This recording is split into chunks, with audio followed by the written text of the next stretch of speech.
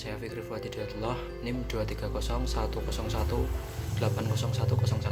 Di sini saya akan menyampaikan tentang pembahasan esensi multikultural dalam Islam, dan yang kedua yaitu Universitas Islam dalam melihat keragaman budaya. Yang pertama yaitu esensi multikultural dalam Islam. Istilah multikultural yang terdiri dari dua kata yaitu multi dan kultural. Multi yang artinya bermacam-macam atau beragam, sedangkan kultural yang artinya kebudayaan. Multikultural berarti beraneka ragam kebudayaan. Multikulturalisme sebagai kondisi kemajemukan kebudayaan atau pluralisme budaya dari suatu masyarakat. Kondisi ini diasumsikan dapat membentuk sikap toleransi. Di sini dapat diambil bahwasanya agama Islam itu sangat mengedepankan sebuah toleransi, apalagi toleransi terhadap perbedaan agama yang ada.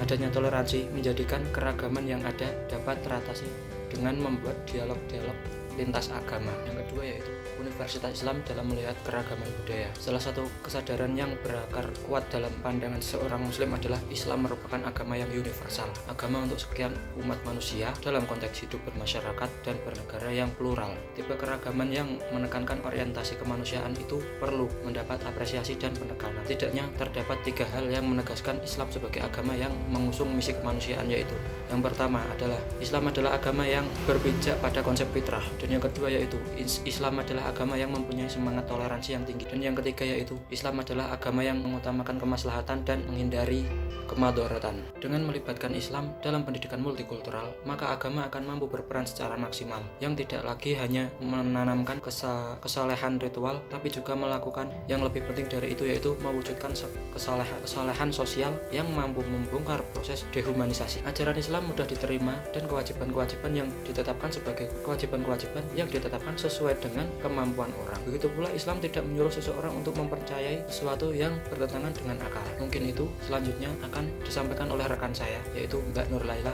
Syahri Syarifah. Baik, di sini saya akan melanjutkan materi yang ketiga, yaitu pemahaman secara inklusif, eksklusif, dan pluralis. Apa itu inklusif? Inklusif berasal dari bahasa Inggris, yaitu inklusif yang berarti terdapat di dalamnya. Sedangkan secara ilah, inklusif yaitu menempatkan diri kita dengan cara pandang orang lain dalam melihat dunia.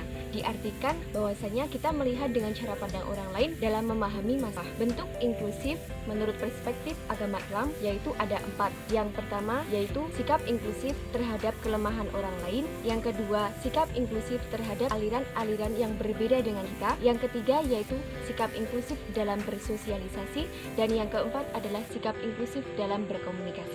Kemudian, dalam pandangan eksklusif, keselamatan dan kebenaran hanya ada pada agama sendiri. Tidak ada kebenaran dan keselamatan dalam agama lain. Agama lain memang mempunyai hal-hal yang baik, akan tetapi tidak bisa memediasi keselamatan tersebut.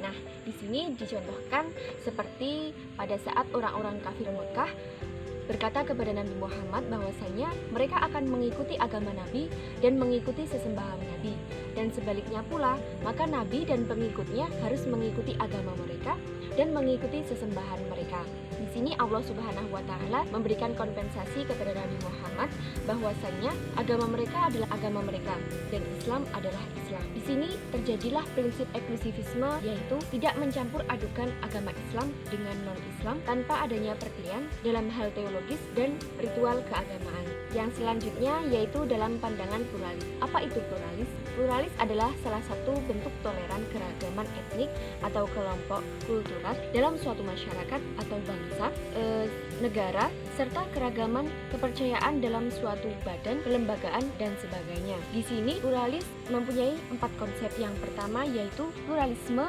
tidak semasa menunjuk pada kenyataan tentang adanya kemajemukan. Yang kedua, pluralisme itu berbeda dengan kosmopolitan. Kosmopolitanisme adalah menunjuk suatu ras, aneka ragam ras dan bangsa di suatu lokasi. Akan tetapi di pluralisme sendiri tidak menunjuk pada suatu lokasi saja, tapi banyak lokasi, bahkan secara universal atau umum. Nah, yang ketiga yaitu Pluralisme tidak dapat disamakan dengan relativisme. Di sini relativisme mengartikan bahwasannya agama itu diartikan sebagai sama, akan tetapi dalam pluralisme ini agama dinyatakan secara benar. Kemudian yang keempat adalah pluralisme berbeda dengan sinkretisme adalah menciptakan suatu agama baru dengan memasukkan unsur-unsur tertentu. Di sini pluralisme itu bukan menciptakan suatu ajaran agama, akan tapi dalam pluralisme ini diajarkan karena perbedaan agama-agama, kita harus memahami dan saling menghormati perbedaan agama-agama tersebut. Maksudnya plural itu kegiatan live in di Pondok Pesantren Edi Mancoro.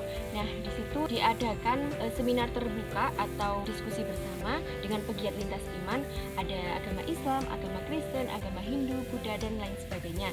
Dan di situ dihadiri pula oleh petinggi-petinggi agama, yaitu ada Pak Kiai, ada pendeta, ada biksu dan lain. Di situ kita diajarkan bahwasanya dalam perbedaan agama tersebut kita harus bisa saling menghormati dan saling menyayangi. Yang keempat yaitu pendidikan Islam berwawasan multikultural. Apa itu pendidikan Islam berwawasan multikultural? Pendidikan Islam berwawasan multikultural adalah suatu gerakan pembaharuan atau inovasi pendidikan agama dalam rangka menanamkan kesadaran pentingnya hidup bersama dalam keragaman dan perbedaan agama-agama dengan prinsip kesetaraan dan kesederajatan, saling percaya, saling memahami, menghargai persamaan dan perbedaan keunikan-keunikan agama sehingga terjalin dalam suatu hubungan dalam situasi saling mendengar dan menerima perbedaan perspektif agama dalam satu dan lain masalah sehingga dapat terbuka saling memahami tanpa menyebabkan pertikaian maupun kekerasan.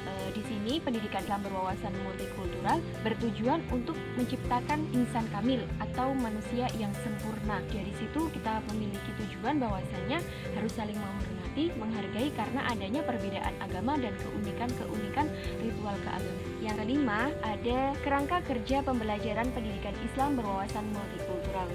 Nah, di sini ada 3 poin. Yang poin pertama yaitu politik pendidikan pluralis dan multikultural. Nah, dalam seorang politikus di Indonesia, tidak hanya agama Islam saja yang bisa menjadi pejabat politikus, akan tetapi di agama Kristen, agama Hindu, Buddha, dan semuanya bisa menjadi seorang politikus. Tidak ada ketentuan agama Islam saja yang menjadi pejabat di politik. Yang kedua yaitu epistemologi.